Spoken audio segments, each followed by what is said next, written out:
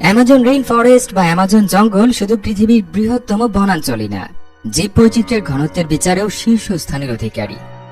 অর্থাৎ এই বনে প্রতি বর্গ মিটারে যে সংখ্যক প্রজাতির উদ্ভিদ ও প্রাণী রয়েছে তার কোথাও চোখে পড়বে না। প্রায় 5.5 কোটি বছরের পুরনো এই জঙ্গলের মাঝখান দিয়ে বয়ে গেছে পৃথিবীর দ্বিতীয় বৃহত্তম নদী। এই অ্যামাজন জঙ্গল আয়তনে এত বড় যে রাজনৈতিকভাবে এর উপর নিয়ন্ত্রণ রয়েছে 9টি দেশে। তবে বাণিজ্যিক কারণে নিয়মিত এই বনাঞ্চলে বিস্তীর্ণ এলাকা উজাড় করা হচ্ছে, যার পরিণতিতে বায়ুমণ্ডল থেকে কার্বন ডাইঅক্সাইড শোষণের ক্ষমতাও পৃথিবীর ক্রমে হ্রাস পাচ্ছে। জলবায়ু পরিবর্তনের বিরূপ প্রভাব নিয়ে উদ্বেগের মধ্যে বিষয়টা মরার উপর খাড়ার ঘায়ের মতো অবস্থা তৈরি করেছে। বিশ্বের বৃহত্তম এই জঙ্গল নিয়ে আপনাদের বিস্তারিত জানাতে এই ভিডিওটি তৈরি করা হয়েছে। সুপ্রিয় দর্শক, চলুন তবে আর কথা না বাড়িয়ে অ্যামাজন জঙ্গল সম্পর্কে সেই তথ্যগুলো জেনে আসি। বিজ্ঞানীদের গবেষণা অনুযায়ী বিশ্বের বৃহত্তম এই জঙ্গলটির সৃষ্টি হয়েছিল আনুমানিক 5.5 কোটি বছর আগে। এর আগে ভূপৃষ্ঠের টেকটনিক প্লেটগুলোর চলনের ফলে আফ্রিকা এবং দক্ষিণ আমেরিকা এই দুটো ভূখণ্ডের মধ্যে দূরত্ব বাড়তে থাকে। দুই মহাদেশের মধ্যবর্তী আটলান্টিক মহাসাগরের আয়তনও একই সাথে বৃদ্ধি পায়। একই সময় পৃথিবীর ক্রান্তীয় এলাকার তাপমাত্রা এবং সেখানে বৃষ্টিপাতের পরিমাণও বেড়ে যায়, যার ফলে অ্যামাজন নদীর অববাহিকায় বিশাল এই বনাঞ্চলটির সৃষ্টি হয়। সূচনা থেকে পূর্ণাঙ্গ জঙ্গলে পরিণত হতে অ্যামাজনের সময় লেগেছিল প্রায় 2 কোটি বছর। অবশ্য বাণিজ্যিক কারণে বনাঞ্চল ধ্বংস শুরুর আগে দক্ষিণ আমেরিকার পুরো পূর্ব উপকূল জুড়ে এই জঙ্গলের বিস্তৃতি ছিল। আনুষ্ঠানিক হিসেবে অ্যামাজন জঙ্গলের বর্তমান আয়তন প্রায় 55 লাখ বর্গ কিলোমিটার বা 21 লাখ বর্গ মাইল। অর্থাৎ আয়তনে এই জঙ্গলটি প্রায় 40টি বাংলাদেশের সমান। অ্যামাজন জঙ্গলটি যদি কোনো একক রাষ্ট্র হতো তবে আয়তন এটি বিশ্বের 9ম বৃহত্তম রাষ্ট্রের স্বীকৃতি অর্জন করত। আগে যেমনটা জানানো হয়েছে, অ্যামাজন বিশ্বের বৃহত্তম জঙ্গল।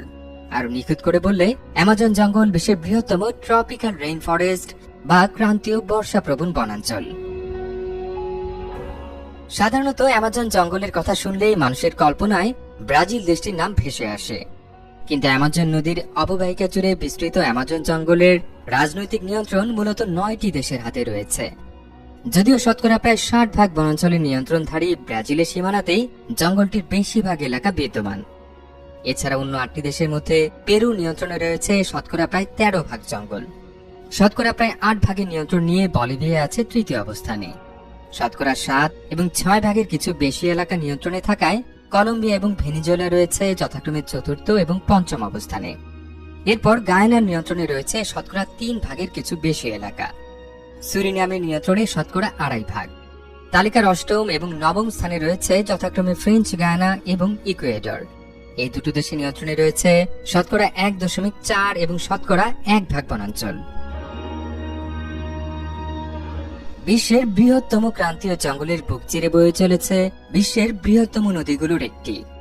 প্রায় 7,000 কিলোমিটার দৈর্ঘ্য বিশিষ্ট অ্যামাজন বিশ্বের দীর্ঘতম নদীর তালিকায় দ্বিতীয় অবস্থানে রয়েছে। মিশরে অবস্থিত নীল নদের দৈর্ঘ্য অ্যামাজনের চেয়ে বেশি, কিন্তু পানি প্রবাহের হিসেবে অ্যামাজনের ধারে কাছেও কোনো নদ নদী নেই। এই নদীর মোহনা দিয়ে প্রতি সেকেন্ডে প্রায় 21 কোটি লিটার পানি আটলান্টিক মহাসাগরে গিয়ে পড়ে। বিশ্বের বৃহত্তম নদ নদীর তালিকায় পরবর্তী 7টি সম্মিলিত জলপ্রবাহ এর চেয়ে কম। পৃথিবীর সবগুলো নদীর মোহনায় যে পরিমাণ পানি প্রতিদিন সাগর বা মহাসাগরে মেশে তার 1/5 এই অ্যামাজন নদীর মোহনা দিয়ে প্রবাহিত হয়। শুধু তাই না, এই অ্যামাজন নদীর অববাহিকাও আয়তনের হিসেবে বিশ্বের বৃহত্তম। এর আয়তন 70 লাখ বর্গ কিলোমিটারের বেশি। অ্যামাজন নদীর আরেকটি বিস্ময়কর বৈশিষ্ট্য হচ্ছে এর উৎপত্তি প্রশান্ত মহাসাগরের কয়েকশো কিলোমিটারের মধ্যে অবস্থিত আন্দিজ পর্বতমালায় হয়েছে, অথচ এটি প্রশান্ত মহাসাগরে মিলিত হবার বদলে প্রায় 7,000 কিলোমিটার ঘুরে আটলান্টিক মহাসাগরে মিশেছে। দীর্ঘ এবং খরস্রোতা অ্যামাজন নদীর পুরোটা সাঁতরে এক অনন্য রেকর্ড গড়েছেন যুক্তরাষ্ট্রের নাগরিক মার্টিন স্ট্রেল। 2007 সালে তিনি অ্যামাজন নদীর উৎপত্তিস্থল থেকে শুরু করে মোহনা পর্যন্ত সাঁতরে অতিক্রম করেন। এই লক্ষ্য পূরণের জন্য স্ট্রেলকে টানা 66 দিন প্রতিদিন 10 ঘন্টা করে অ্যামাজন নদীতে সাঁতার কাটতে হয়েছিল। বিশ্বের বৃহত্তম এই জঙ্গলে বসবাসকারী বিভিন্ন উদ্ভিদ এবং প্রাণীর প্রজাতি সংখ্যাও আঁতকে ওঠার মতো। আগে জানিয়েছি, অ্যামাজন জঙ্গল জীববৈচিত্র্যের ঘনত্বের বিচারে বিশ্বের শীর্ষস্থানের অধিকারী। এখন পর্যন্ত এই জঙ্গলের পুরোটা ঘুরে দেখা সম্ভব হয়নি জীববিজ্ঞানীদের পক্ষে। জঙ্গলের যতটুকু আবিষ্কৃত হয়েছে তার মধ্যে অন্তত 40,000 প্রজাতির উদ্ভিদের সন্ধান পেয়েছেন তারা।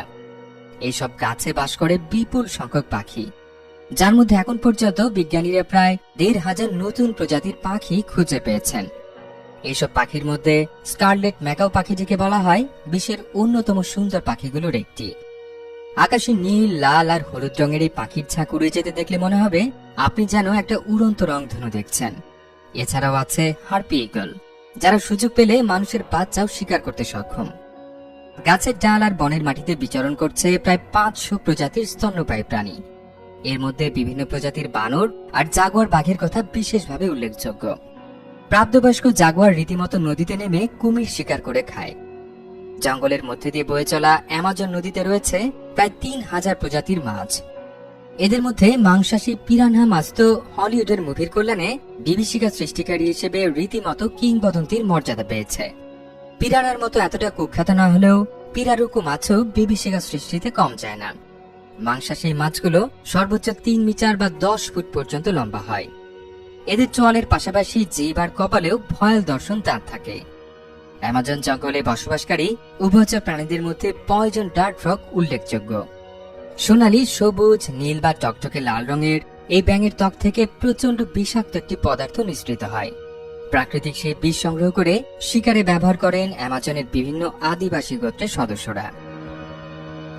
টেকটনিক প্লেটের চলনের কারণে আফ্রিকা এবং দক্ষিণ আমেরিকা ভূখণ্ড দুটো আলাদা হয়ে গেছে কয়েক কোটি বছর আগে, কিন্তু এই দুটো মহাদেশের মধ্যে একটি অনন্য প্রাকৃতিক সম্পর্ক বহাল আছে এখনো।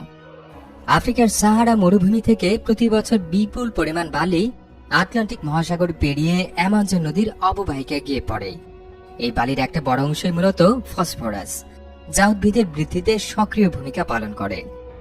নাসার ক্যালিপসো স্যাটেলাইট ব্যবহার করে ধারণকৃত চিত্র অনুযায়ী প্রতি বছর ধূলিঝড়ে সাহারা মরুভূমি থেকে প্রায় 18 কোটি 20 লাখ টন বালি উড়ে যায়। এই বালি বাতাসে ভেসে আটলান্টিক মহাসাগরের উপর দিয়ে 2600 কিলোমিটার পথ পাড়ি দেয়। পথিমধ্যে কিছু বালি মহাসাগরে পড়লেও প্রায় 2 কোটি 77 লাখ টন বালি অ্যামাজন জঙ্গলের মাটিতে এসে পৌঁছায়, যার মধ্যে প্রায় 2 কোটি 20 লাখ টনই ফসফরাস। বিস্ময়কর ব্যাপার হলো অ্যামাজন জঙ্গলের উর্বরতা বৃদ্ধিকারী এই প্রাকৃতিক সারের শতকরা 56 ভাগই আসে সাহারা মরুভূমির একটি এলাকা থেকে। প্রত্নতাত্ত্বিকদের হিসেবে অ্যামাজন জঙ্গল সংলগ্ন এলাকায় মানুষের বসতি শুরু হয় এখন থেকে প্রায় 11,500 বছর আগে। এরপর প্রায় 10,000 বছর উত্তর ও দক্ষিণ আমেরিকা সম্পর্কে ইউরোপ, এশিয়া এবং আফ্রিকার অধিবাসীদের কোনো ধারণাই ছিল না। এই অজ্ঞতার অবসান ঘটে 15 শতকে, যখন ক্রিস্টোফার কলম্বাস আমেরিকায় পদার্পণ করেন। ওই সময় অ্যামাজন সংলগ্ন এলাকায় প্রায় 50 লাখ মানুষ বসবাস করতেন। তারপর স্প্যানিশ ঔপনিবেশিকদের হাতে আদিবাসীদের নিশ্চিহ্ন হবার কাহিনী সবারই জানা। তবে এর আগ পর্যন্ত সেখানে বিদ্যমান আদিবাসী সংস্কৃতিগুলো ছিল যেমন বনেদি তেমনি ঐতিহ্যবাহী। 21 শতকে বিজ্ঞানীরা অ্যামাজন জঙ্গলে কিছু স্থাপনা খুঁজে পান, যেগুলো খ্রিস্টাব্দ প্রথম শতকে নির্মিত বলে ধারণা করা হচ্ছে। এখনো অ্যামাজনের প্রত্যন্ত এলাকায় 500 মতো আদিবাসী গোত্রের বসবাস রয়েছে বলে ধারণা করা হয়। সমাজবিজ্ঞানীদের ভাষ্য অনুযায়ী এর মধ্যে অন্তত 50টি গোত্রের সদস্যরা এখন পর্যন্ত কোনো সভ্যতার মুখোমুখি হননি। অ্যামাজন জঙ্গলে প্রতি বছর গড়ে 120 ইঞ্চি বা 10 ফুট বৃষ্টিপাত রেকর্ড করা হয়। তবে কোথাও কোথাও বার্ষিক বৃষ্টিপাতের পরিমাণ 400 ইঞ্চি বা 33 ফুট ছাড়িয়ে যেতে পারে। বিস্ময়কর ব্যাপার হলো, এমন বৃষ্টিপাতের পরেও অ্যামাজন জঙ্গলে বিদ্যমান প্রায় 4,000 কোটি গাছের ডালপালা এতটাই ঘন যে অনেক সময় বৃষ্টির পানি মাটি পর্যন্ত পৌঁছতে 10 মিনিটের বেশি সময় লেগে যেতে পারে। ডালপালার এই ঘনত্বের কারণে অ্যামাজনের মাটিতে শতকরা 1 ভাগের বেশি সূর্যের আলো পৌঁছায় না। বিশ্বের বৃহত্তম এই জঙ্গল বাণিজ্যিক কারণে নির্বিচারে ধ্বংস করা হচ্ছে। 2018 সাল নাগাদ বিজ্ঞানীদের হিসেবে অ্যামাজনের শতকরা 17 ভাগ এলাকায় উজাড় হয়ে গেছে। তাদের আশঙ্কা অনুযায়ী এই পরিমাণ শতকরা 25 ভাগ ছাড়িয়ে গেলেই অ্যামাজন ক্রমান্বয়ে বনাঞ্চল থেকে তৃণভূমিতে পরিণত হবে, যার ফলে জঙ্গলে বিদ্যমান জীববৈচিত্র্যের একটা বড় অংশ বিলুপ্ত হয়ে যেতে পারে।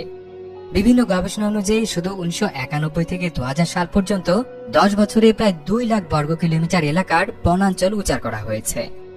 এই জমি সরকারি এবং ব্যক্তিগত পর্যায়ে গবাদি পশুর খামার হিসেবে ব্যবহৃত হচ্ছে। বাণিজ্যিকভাবে বিষয়টি স্বল্প মেয়াদে বেশি লাভজনক হলেও দীর্ঘমেয়াদে পরিবেশের জন্য তা ব্যাপক হুমকি হয়ে দাঁড়িয়েছে।